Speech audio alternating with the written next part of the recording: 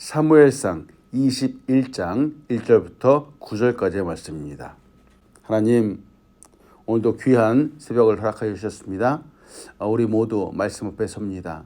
하나님, 축복하여 주시고 이 말씀을 따라서 오늘도 주님과 함께 살아가고 주님과 함께 세움받는 우리 귀한 사람들 될 수 있도록 인도하여 주시옵소서. 부족한 종을 감춰주시고 하나님의 영광만이 드러나게 인도하여 주시옵소서. 예수님의 이름으로 기도합니다. 아멘. 귀한 새벽에 오신 여러분, 주님의 이름으로 환영합니다. 잘 오셨습니다. 우리의 삶에는 참 도움이 많이 필요한 것 같죠?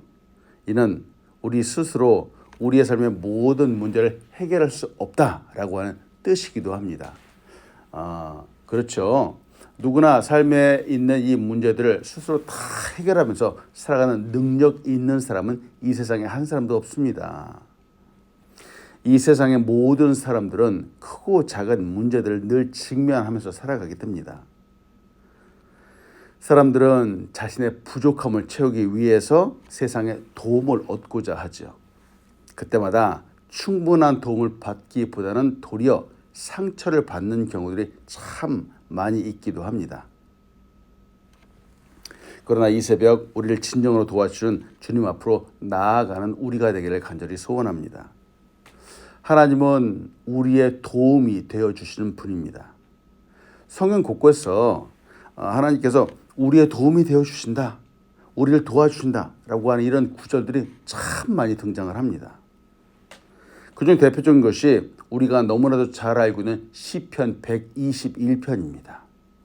오늘 이 시편 121편을 우리 하루를 살아갈 때 꼭 우리의 도움이 되는 말씀을 붙잡고 살아가십시오.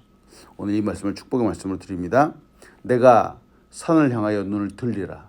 나의 도움이 어디서 올까? 나의 도움은 천지를 지으신 여호와에게서로다. 아멘. 여러분, 나의 도움은 천지를 지으신 여호와 하나님께로부터 오는 것입니다. 때문에 오늘도 이 도움을 잘 받아서 승리하는 우리가 되길 간절히 소원합니다. 때문에 여러분, 이 새벽에도 또 오늘 하루 종일 이 말씀을 붙잡고 살아가십시오. 이 말씀을 붙잡고 기도하십시오. 어렵고 힘들 때마다 우리를 도와주는 하나님, 이 하나님을 의지하며 살아가는 것입니다. 큰 도움, 특별한 도움이 우리의 발걸음마다 함께할 것입니다. 우리는 지금 계속해서 사무엘상을 묵상하고 있습니다. 오늘의 주인공 다윗을 봅니다. 여러분, 다윗이 기름 부음을 받고 나서 역사의 무대로 지금 등장을 하고 있는데, 지난번에도 말씀드렸죠. 그러나 이 등장하는 이 과정이 결코 순탄하지 않았습니다. 때문에 오늘 함께 나누기 원하는 이 첫 번째는 가장 먼저 하나님의 도우심을 구하십시오 라고 하는 것입니다. 여러분, 가장 먼저 하나님의 도우심을 구하십시오. 하나님의 도우심을 구하는 것, 즉 어려울 때 가장 먼저 하나님께 도움을 구하는 것, 이것이 가장 바람직한 믿음의 사람의 자세입니다. 이는 하나님을 의지하는 사람이 마땅히 가져야 하는 태도이고 또 믿음을 갖고 있는 사람의 바른 모습입니다. 앞에서 우리는 사울의 모습을 보았습니다. 사울이 다윗을 용서하는 듯하게 보였습니다만 이내 다시 다윗을 죽이려고 합니다. 다윗은 사울을 피해 도망갈 수밖에 없었습니다. 앞에서 20장에서 요나단의 도움으로 사울의 마음을 확인한 후로 다윗은 이제는 긴 도피의 여정, 도망가는 여정을 시작하게 됩니다. 다윗이 요나단과 헤어졌습니다. 유일하게 전심으로 다윗을 지지하던 친구 요나단과 떨어질 수밖에 없었습니다. 다윗은 사울을 피하고 요나단에게 헤어져서 지금 도망하고 있는 중입니다. 그런데 다윗이 도망하는데 그가 처음으로 들린 지역이 있습니다. 오늘 성경 본문은 바로 놉이라고 하는 지역입니다. 놉. 다윗은 왜 이곳 놉에 들렸을까요? 바로 거기에 성소가 있었기 때문에 들렸습니다. 여기에 제사장 아히멜렉이 있었기 때문에 들렸습니다. 다윗은 바로 이곳에서 성소에 들리고 바로 아히멜렉을 만납니다. 오늘 본 말씀 사무엘상 21장 1절입니다. 다윗이 노베에 가서 제사장 아히멜렉에게 이르니 아히멜렉이 떨며 다윗을 영접하여 그에게 이르되 어찌하여 내가 홀로 있고 함께하는 자가 아무도 없느냐 하니 이렇게 말하죠. 성경은 지금 이 다윗의 행적을 기록하고 있는데 특별히 이 놉이라고 하는 이 지명을 정확하게 말하고 있고 또 아히멜렉을 만났음을 보여주고 있습니다. 여기서 함께 봅니다. 지금 다윗이 도망을 가고 있죠. 도망가는 길에 목숨을 살리기 위해서 지금 아무도 모르게 숨기 위해서 가는 길인데 조용히 갈 수 있었습니다. 근데 이 다윗의 그 발걸음이 놉으로 갔다라고 하는 겁니다. 그리고 제사장 아히멜렉을 만났다라고 하는 겁니다. 이 상황을 다른 말로 하면은 다윗이 지금 어려운 상황 가운데에서 급할 때 가장 먼저 찾아간 곳이 바로 하나님의 성소였다라고 하는 겁니다. 즉 하나님의 도우심을 구하러 갔다라고 하는 겁니다. 이게 놀랍다라고 하는 것이죠. 지금 도망가는 길입니다. 사실 지금은 그 목적지가 명확하지 않은 상태입니다. 막막했을 겁니다. 이때 다윗은 가장 먼저 어디로 가야 하는지 방황하지 않는 것처럼 보였습니다. 다윗은 가장 먼저 하나님의 뜻을 묻고 도움을 청하고자 해서 바로 하나님께로 나아간 겁니다. 앞으로 보게 될 본문입니다. 사무엘상 22장 10절은 이렇게 말합니다. 아히멜렉이 그를 위하여 여호와께 묻고 그에게 음식도 주고 블레셋 사람 골리앗의 칼도 주더이다 라고 이렇게 말하죠. 결국은 여호와 하나님께 찾아갔고 하나님을 만나기 위해서 갔고 아히멜렉이 바로 하나님께 기도하였습니다. 물어주었다라고 하는 것이죠. 여러분 이 모습을 통해서 우리가 봅니다. 하나님을 향한 믿음을 가진 사람과 믿음을 갖지 못한 사람의 차이가 바로 여기에 있는 겁니다. 누구나 삶의 어려운 순간들을 만납니다.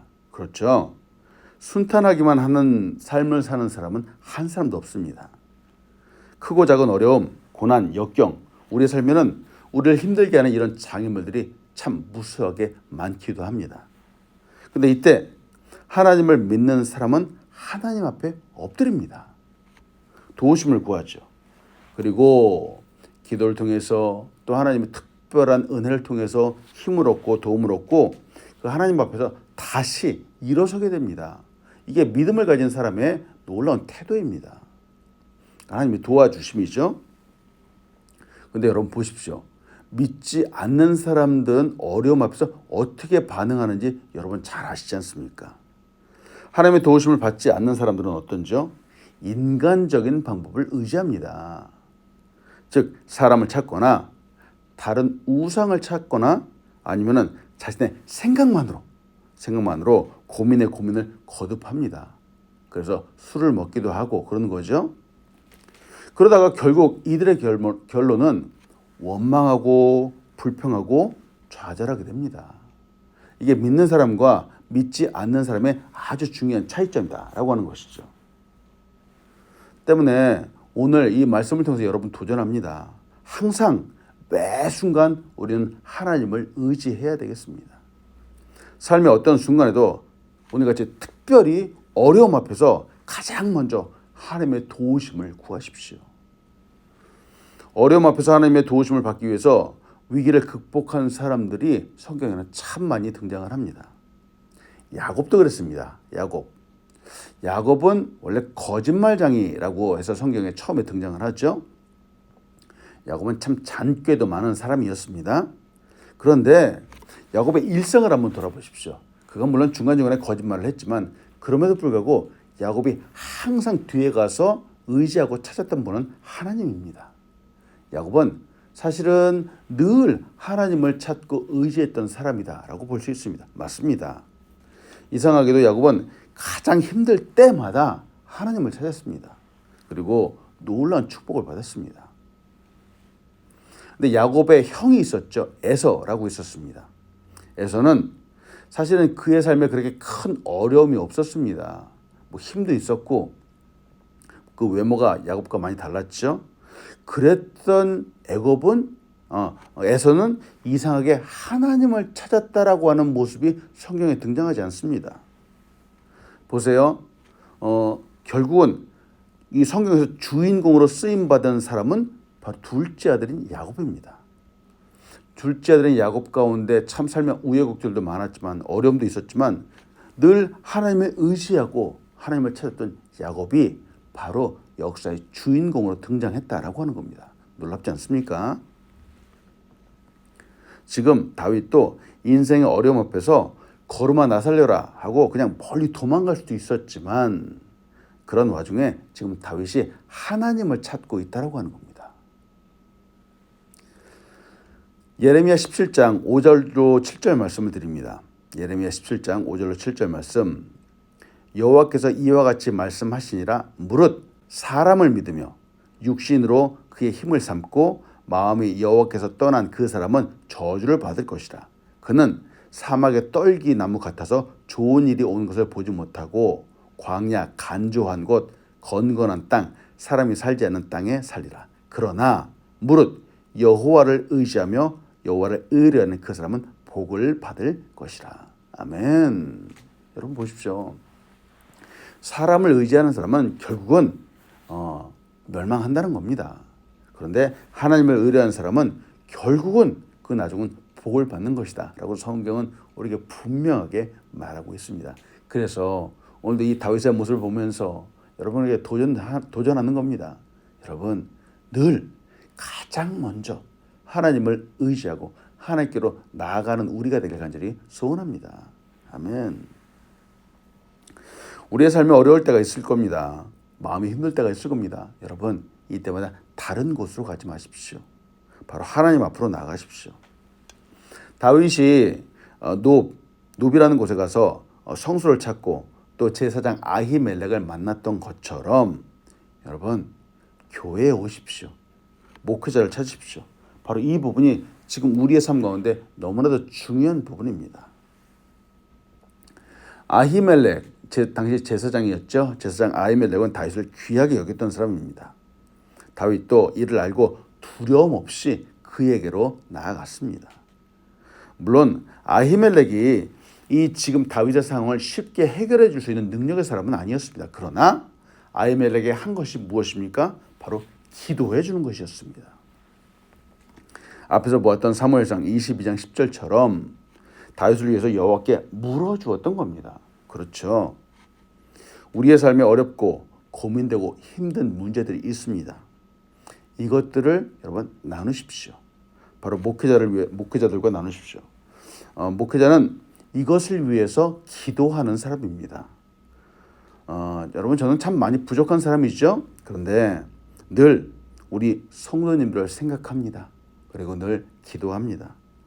오늘도 하나님의 큰 도움의 손길이 우리의 모든 발걸음마다 함께하기를 간절히 축원합니다. 아멘.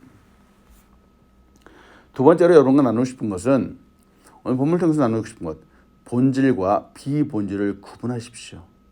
바로 본질과 비본질을 구분하자라고 하는 겁니다. 다윗이 제사장 아히멜렉을 보고 먹을 것을 달라라고 요청을 합니다. 배가 고팠기 때문입니다. 이 아히멜렉은 나에겐 거룩한 떡밖에 없다. 즉 진설병만 있다라고 말하죠. 오늘 본 말씀 사무엘상 21장 3절로 4절은 이렇게 말합니다. 이제 당신의 수중에 무엇이 있나이까 떡 5덩이나 무엇이나 있는 대로 내 손에 주소서 하니 제사장이 다윗에게 대답하여 이르되 보통 떡은 내 수중에 없으나 거룩한 떡은 있나니 그 소년들이 여자를 가까이만 하지 아니하였으면 주리라 하는지라. 또 아울러 사무엘상 21장 6절입니다. 6절. 제사장이 그 거룩한 떡을 주었으니 거기는 진설병 곧 여호와 앞에서 물려낸 떡밖에 없었습니다. 이 떡은 더운 떡을 드리는 날에 물려낸 것이라. 진설병이라고 하는 이 뜻은 진열되어 있었던 떡이라고 하는 뜻입니다. 히브리어로 레헴 파넴이라고 하는데 면전의 떡이라고 하는 그런 이름도 갖고 있습니다. 즉 여호와 하나님 앞에 하나님 앞에서 진열되어 있었던 떡입니다. 이는 하나님께 드리는 것이었죠. 동시에 이 떡이 상징하는 바는 이스라엘 12지파를 상징을 합니다. 진설병은 모두 12개죠. 이게 하나의 세트로 이렇게 됩니다. 더운 떡이 드리는 날에 물려내었다. 즉 안식일마다 이 떡은 바뀌어지게 됩니다.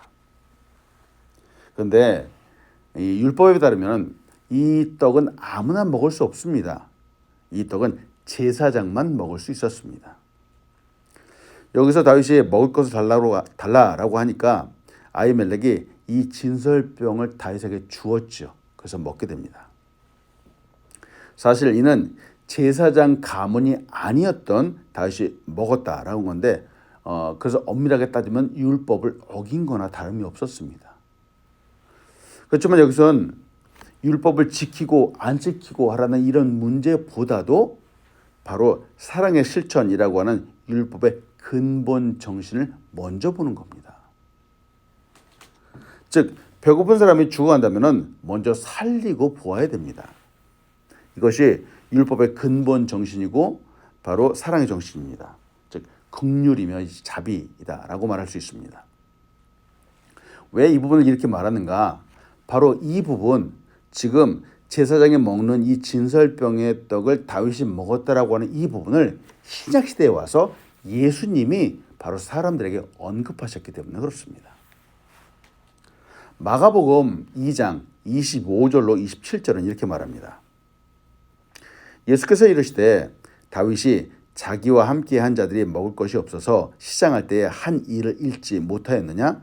그가 아비아달 대제사장 때에 하나님의 전에 들어가서 제사장 외에는 먹어서는 안 되는 진설병을 먹고 함께한 자들에게도 주지 아니하였느냐? 또 이르시되 안식일이 사람을 위하여 있는 것이요 사람이 안식일을 위하여 있는 것이 아니니, 이렇게 말합니다. 예수님께서 지금 다윗이 진설병을 먹은 사실에 대해서 크게 나무라지 않습니다. 정지하지 않고 계십니다. 이와 함께 안식일에 대해서도 말씀하시면서 안식일의 진정한 의미, 참 의미는 율법의 참 의미가 사람을 위하여 있는 것이다 라고 이렇게 말씀하시죠. 즉 사랑의 실천에 있다라고 해서 이 부분을 강조해서 말씀하시고 있는 겁니다. 이유는 예수님 때에도 그랬습니다. 함께 다니는 제자들이 배가 고팠습니다. 배고파서 주변에 보이는 이삭을 손으로 비벼서 그 껍질을 벗겨서 먹었습니다. 근데 하필이면 그날이 안식일이었습니다. 유대인들은 안식일을 하나의 율법화로 만들어서 안식해야 됩니다. 아무것도 하면 안 됩니다. 그래서 곡식의 껍질을 벗겨서 먹는 행위도 이게 움직이는 행위다. 그래서 율법을 어기는 거다라고 자기 나름대로 하나의 기준을 딱 만들어 버렸습니다. 그래서 이걸 죄악이다라고 했죠. 그러나 지금 예수님이 말씀하시는 거죠. 다윗의 사건도 마찬가지고 안식일의 이야기도 마찬가지고 그 본래의 취지는 율법 속에 담겨있는 사랑을 먼저 보아야 된다라고 말씀하시는 겁니다. 요즘은 예수님께서 다윗의 이야기를 하시면서 제사장만 먹는 떡을 비록 다윗이 먹었지만 이를 책망하지 않으셨다라고 하는 겁니다. 이를 다른 말로 하면 인간의 기본적인 욕구, 본질적인 것으로는 우리 하나님께서 책망하시지 않으실 때가 더 많다라고 하는 겁니다. 과거에 이스라엘이 출애굽을 할 때의 상황을 잠시 한번 봅니다. 이스라엘 민족이 출애굽에서 광야에서 생활을 했었습니다. 네, 이들은 매 순간마다 불평과 불만, 원망이 참 많았습니다. 네, 여러분 보십시오. 근데 이들이 항상 원망하고 불평을 했는데 어떤 때는 하나님께서 이들의 불평과 원망을 들었는데 크게 노하시지 않고 그냥 넘어가실 때가 있었습니다. 이들이 원망을 했는데도 그냥 놓아두실 때가 있었습니다.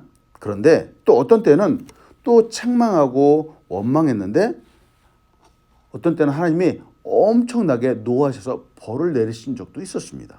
도대체 이 차이가 무엇일까요? 왜 하나님은 언제는 그렇게 저들이 원망했을 때 가만히 계셨고 왜 언제는 이 하나님이 노하셨을까? 그들이 기본적으로 먹는 것, 마시는 것에서 불평할 때 하나님은 책망하지 않으셨습니다. 노하지 않으셨습니다. 그런데 하나님이 이미 주셨습니다. 주셨는데 그들이 소원을 받았습니다. 근데 이루어진 것에 대해서 이들이 불평하고 원망했을 때는 하나님께서 엄청나게 노하셨습니다. 여러분 바로 이 부분을 우리는 보아야 되겠습니다. 만나의 사건이 그랬습니다. 만나의 사건. 처음에는 이들이 먹을 것이 없었죠. 먹을 것이 없어서 그들이 원망하고 불평했습니다. 근데 하나님은 여기에 대해서 별다른 말씀하시지 않고 하나님께서 만나를 내려주셨습니다. 근데 이들이 만나를 먹었는데 그럼에도 불구하고 이들이 또 불평하기 시작을 했던 겁니다. 바로 여기에서 하나님이 노하셨습니다. 결국 이들의 불평, 원망을 계속하니까 불뱀을 보내셨죠. 불뱀을 보내셔서 이들이 아주 크게 곤혹을 치르게 되었습니다. 다윗도 그렇습니다. 다윗도 억울한 일을 당했다고 불평하고 어려움을 토로했을 때 하나님은 그때는 이해해 주셨습니다. 그러나 이미 받은 것, 주신 것을 때 원망했을 때는 하나님이 노를 바라해 주셨습니다. 여러분 때문에 물론 우리가 기본적인 것들을 하나님께 요청할 수 있습니다. 기도할 수 있습니다. 그러나 우리가 이미 받은 것들, 이루어진 것들에 대한 감사가 나와야 됩니다. 원망과 불평이 나오면 안 되겠습니다. 사람들이 이 말씀을 참 오해를 많이 합니다. 바로 이 본질과 비본질을 잘 구분하지 못하는 것이죠. 어느 학교에서 있었던 일입니다. 어느 장애인을 섬기는 기독교 학교가 있었습니다. 이들을 섬기는 것은 꽤 그 재정적인 지원이 많이 필요합니다. 이를 알고 한 기업이 이들을 섬긴다고 큰 기부금을 이 학교에 전달했습니다. 처음에는 아무런 조건 없이 돕는 것인 줄 알았습니다. 근데 나중에 그 기업이 이 학교에 하나의 명예가 필요했던 것 같습니다. 학교에 높은 이사직을 요청을 했습니다. 학교 교장 선생님이 참 재정 상황이 좋지 않았기 때문에 참 어떻게 할까라고 고민을 했지만 결국 결단을 내렸습니다. 학교의 방향과 학교의 가치가 손상되지 않도록 그 큰 기부금을 다시 그대로 돌려주었습니다. 돌려주면서 이렇게 말하는 겁니다. 학교를 운영할 때 세상적인 방식이 아닌 하나님의 방식으로 하나님의 일을 하는 것이 더 중요합니다. 라고 이렇게 말하는 겁니다. 네, 본질과 비본질이 무엇인가 우리의 삶 가운데 분명하게 구분을 해야 되겠습니다. 물론 삶 가운데 필요할 때가 있습니다. 그럼에도 불구하고 진짜 본질이 무엇인가 그리고 우리의 이 마음을 흔드는 것이 무엇인가 우리는 잘 보아야 되겠습니다. 아마 이런 비슷한 상황들이 우리의 주변에 많을 겁니다. 시간이 지나면서 본래의 취지와는 다르게 변해가는 것들, 바뀌어가는 것들이 참 많습니다. 결국 본질과 비본질이 바뀌어가는 것이죠. 우리가 말씀을 사랑하고 말씀을 의지하는 것도 이렇게 변질될 수 있습니다. 하나님의 말씀 속에 담겨있는 진짜 의미는 사랑입니다. 사랑. 율법 속에 담겨있는 참 의미는 사랑입니다. 때문에 여러분 말씀을 잘 지켜야 됩니다. 그런데 역시 이 사랑이 없으면 우리가 배운 것처럼 소리나는 구리와 울리는 꽹과리가 된다라고 하는 사실을 우리는 명심해야 되겠습니다. 때문에 이 사랑을 가장 우선으로 해서 말씀 가운데 거하는 우리가 되길 간절히 소원합니다. 아멘. 끝으로 함께 보고 싶은 것은 여러분 영적으로 우리의 삶을 무장하십시오. 영적으로 우리의 삶을 무장해야 됩니다. 사람들도 내일을 준비합니다. 그래서 재정적으로 잘 갖추어서 미래를 준비한다라고 하죠. 또 건강을 잘 지켜서 건강한 삶을 산다, 내일을 준비한다라고 합니다. 근데 여러분 정말 중요한 것은 재정도 그렇지만 또 건강도 그렇지만 사실은 우리의 영적인 부분입니다. 영적으로 우리의 삶, 우리의 영혼을 잘 준비해야 됩니다. 다윗은 진설병 떡을 먹었죠. 그리고 또 칼을 구했습니다. 그런데 그 같은 것이 또 없나니 나에게 주소서 하고 말합니다. 바로 골리앗의 칼을 받게 되었죠. 오늘 본 말씀 사무엘상 21장 8절로 9절 말씀입니다. 다윗이 아히멜렉에게 이르되 여기 당신의 수중에 창이나 칼이 없나이까. 왕이 일이 급함으로 내가 내 칼과 무기를 가지지 못하였나이다 하니 제사장이 이르되 내가 엘라 골짜기에서 죽인 블레셋 사람 골리앗의 칼이 보자기에 쌓여 에봇 뒤에 있으니 내가 그것을 가지려거든 가지라. 여기는 그것밖에 다른 것이 없느니라 하느니라. 다윗이 이르되 그 같은 것이 또 없나니 내게 주소서 하더라. 다윗은 성소에서 떡을 먹고 또 무장도 합니다. 육신의 배고픔도 해결했지만 또한 앞으로 있을 위험도 대비하는 것이죠. 이 부분을 보면서 여러분과 나눕니다. 무장한다, 즉 대비한다, 앞으로 있을 위험을 위해서 준비한다 라고 하는 부분. 우리도 매일매일 말씀을 보면서 또 교회에서 예배를 드리면서 우리가 해야 하는 가장 중요한 부분은 바로 영적인 무장입니다. 영적인 무장. 말씀, 우리가 매일같이 보고 또 매일같이 보아야 되는, 묵상해야 되는 이 말씀은 바로 성경에서는 성령의 검이다 라고 이렇게 말합니다. 에베소서 6장 13절로 17절입니다.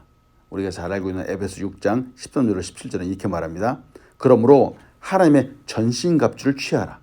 이는 악한 날에 너희가 능히 대적하고 모든 일을 행한 후에 서기 위함이라. 그런즉 서서 진리로 너희 허리띠를 띠고 의의 호심경을 붙이고 평안의 복음이 준비한 것을 신을 신고 모든 것 위에 믿음의 방패를 가지고 이로써 능히 악한 자의 모든 불화살을 소멸하고 구원의 투구와 성령의 검, 곧 하나님의 말씀을 가지라. 아멘. 우리 그리스도인들이 취해야 되는 태도 바로 전신갑주입니다. 세상의 많은 유혹과 공격 가운데서 이기고 승리할 수 있는 전신갑주를 취해야 됩니다. 그리고 나서 꼭 가져야 되는 것 바로 무기, 바로 하나님의 말씀입니다. 말씀. 이것이 공격할 수 있는 유일한 무기이죠. 다윗이 칼을 구했죠. 골리앗의 칼이었습니다. 바로 거기서 얻을 수 있는 것이 바로 골리앗의 칼이었죠. 근데 이와 같은 것이 없다라고 말하는 것처럼 여러분 우리는 늘 말씀을 구해야 합니다. 요사이는 스마트폰으로 말씀을 너무나도 쉽게 볼 수 있는 상황이 되었습니다. 환경이 되었습니다. 그런데 이상하게도 정말 스마트폰을 켜기만 하면 말씀을 볼 수 있는데 그렇다고 해서 우리는 말씀을 잘 보는지요? 이상하게 더 말씀과 멀어지는 것 같은 그런 세대가 된 것 같기도 합니다. 풍성한데 오히려 잘 안 보게 되는 것이죠. 여러분 도전합니다. 영적으로 무장하기 위해서 우리는 늘 말씀을 가까이 합니다. 도전하는 것이죠. 시간을 내서 우리가 성경을 펴서 참 보면 좋겠지만 여러분 정말 시간이 없다면은 출퇴근길에 소리 성경이라고 그러죠. 읽어주는 성경만으로도 좀 들으십시오. 늘 말씀을 들으면서 그렇게 살아가시면 좋겠습니다. 늘 하나님의 말씀을 가까이 하십시오. 이것이 바로 우리가 영적으로 무장하는 겁니다. 그리고 이렇게 큐티 하잖아요. 매일매일 이 하루에 분량된 그 정해진 이 큐티 분량은 그렇게 많지 않습니다. 이것을 늘 보고 또 묵상하고 하루에 30분, 1시간 정도는 할애를 해야 됩니다. 우리가 11조를 드리는 것처럼 시간의 11조도 하나님께 드려야 되겠습니다.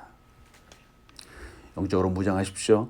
그러면 앞으로 오는 많은 환난과 또 많은 미혹 가운데 우리가 능히 승리할 수 있습니다. 말씀 마칩니다. 어려울 때 가장 먼저 하나님의 도우심을 구하십시오. 세상으로 나아가지 마십시오. 세상의 여러 곳에서 도움을 구하지만 결국은 세상에서는 온전한 해결책을 구할 수 없습니다. 오직 우리를 도와주시고 우리를 온전하게 인도하시는 분은 하나님밖에 없습니다. 하나님의 도우심만이 최고입니다. 또 본질과 비본질을 구분하십시오. 말씀 속에 담겨 있는 본질은 사랑입니다. 사람들이 말씀 가운데 하나님의 말씀을 지킨다라고 하는데 여러분 우리 잘 알잖아요. 그 속에 마음의 중심에 사랑이 없이 말씀만을 지키고 강조하자라고 하는 경우들이 얼마나 많은지 모르겠습니다. 물론 말씀을 잘 지켜야 됩니다. 그런데 바로 사랑 안에서 지켜줘야 됩니다. 또 영적으로 우리의 삶을 잘 무장하십시오. 우리가 사는 세상에는 믿음을 갖고 지키며 살기 위해서 반드시 전신갑주를 입어야 됩니다. 그리고 성령의 검, 말씀을 반드시 우리가 갖고 있어야 되겠습니다. 말씀을 사모하십시오. 말씀을 늘 가까이 하십시오. 이것이 우리 그리스도인의 본분이라고 할 수 있습니다. 오늘 이 말씀을 생각하면서 그리스도인으로 세상을 이기는 우리가 되길 간절히 축원합니다. 아멘. 제가 기도합니다. 하나님 감사합니다. 오늘도 이 본문을 통해서 귀한 말씀을 나눴습니다. 하나님, 그 세상의 무엇보다도 하나님께로 나아가기 원합니다. 하나님께로 나아가는 우리를 불쌍히 여겨주시고 하늘의 문을 열어 주시옵소서. 하나님, 말씀을 볼 때마다 정말 본질이 무엇이고 비본질이 무엇인지 늘 구분하는 지혜로운 삶을 살아갈 수 있도록 인도하여 주시옵소서. 말씀 속에 있는 참 사랑을 우리가 경험할 수 있도록 인도하여 주시옵소서. 아울러 우리의 영적인 삶을 잘 마무리하면서 잘 갖추면서 살아갈 수 있도록 인도하여 주시옵소서. 말씀이 가장 귀한 보배입니다.